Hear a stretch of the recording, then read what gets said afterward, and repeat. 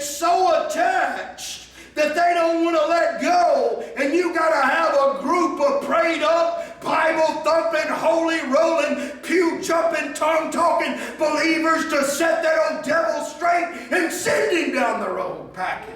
Amen. You got a sin you can't overcome. You got a struggle that you can't put behind you. You may have a buddy that's not really your buddy. Amen. Sins that we commit is sins that are committed against us open us up to be progressively influenced by demons. Exodus 20:5, you shall not bow down to them or serve them, for I, the Lord your God, am a jealous God, visiting the iniquity of the fathers upon the children to the third and fourth generation of those who hate me. We talk about generational curses. Generational curses are not in the Bible. However, generational iniquities are. An iniquity is my propensity toward a particular sin. It is it's my iniquity, my propensity toward lust, my propensity toward gambling, my propensity toward individual sins. That's what gets passed down. But it said the sons will never be held guilty of the father's sin. So the curse cannot become a curse unless I commit the sin, continually commit the sin, and allow the enemy to come in and control me. So the sin propensity of your father, grandfather, great-grandfather, even your great-great-grandfather follow us from generation to generation. They're called familiar spirits. Your family has been assigned a group of demons that have been following your families for years. It's real simple. When you think you're going to a seance talking to Uncle Joe, you're not talking to Uncle Joe. You're talking to Uncle Joe's demon that understands everything that there is about Uncle Joe. You see these ghost stories and all these shows on TV. Let me tell you, on some of those outtakes and stuff they don't publish, some of them old boys begin to call out the name of Jesus. And when they call out the name of Jesus, all of a sudden that ghost they think is Uncle Joe, but it's Uncle Joe's demon. He runs away. All of these alien abductions, the ufologists have said that they caught on to a particular pattern that people, when they were being abducted by aliens, which aren't aliens, which are demons, when they would call out to Jesus, the abduction would stop. Why? Because there is power. There is power in the name of Jesus. Yeah. We'll get into this a little bit more next week. Manifestation of demonic influence. Psychosomatic illnesses, physical illnesses that have their root in the way we think. You know that's a real thing, right?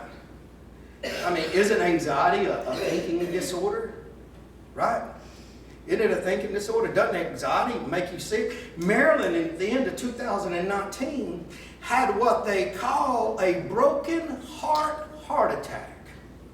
Her arteries were clear. She had no plaque.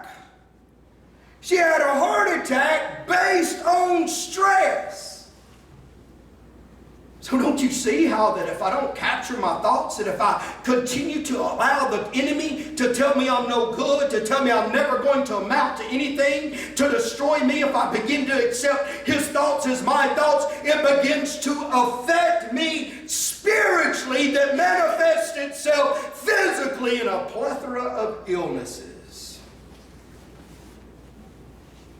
A lot of times when Jesus dealt with these people and their mental illness, the epilepsy and other things, he was talking to the demon. Now he has told somebody, he said, listen, this ain't anybody's sin. There's a difference. We live in a fallen world. We're just going to get sick, right? These bodies, we have an expiration date from the beginning to the end. Stuff happens. The older you get, the more likely you are to get sick. I don't care how much faith you have. I don't care how much you give. Everybody has a date that they expire. It's appointed once unto man to die. And like old Brother White used to tell me, Leon White, he said, Brother Green, Pastor Green, age is a curse.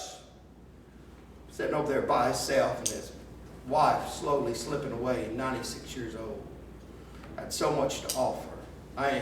He was mean to me, but I did not mind anybody that was alive in the war in the 40s.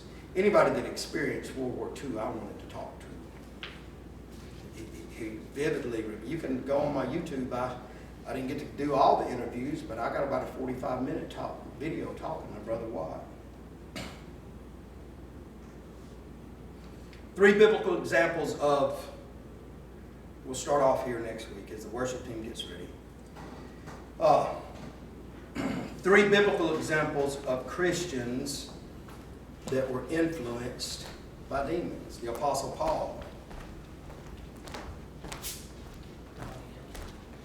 Did it not say that the Apostle Paul was plagued by a messenger of Satan? Aren't angels messengers? Aren't messengers of Satan's demons?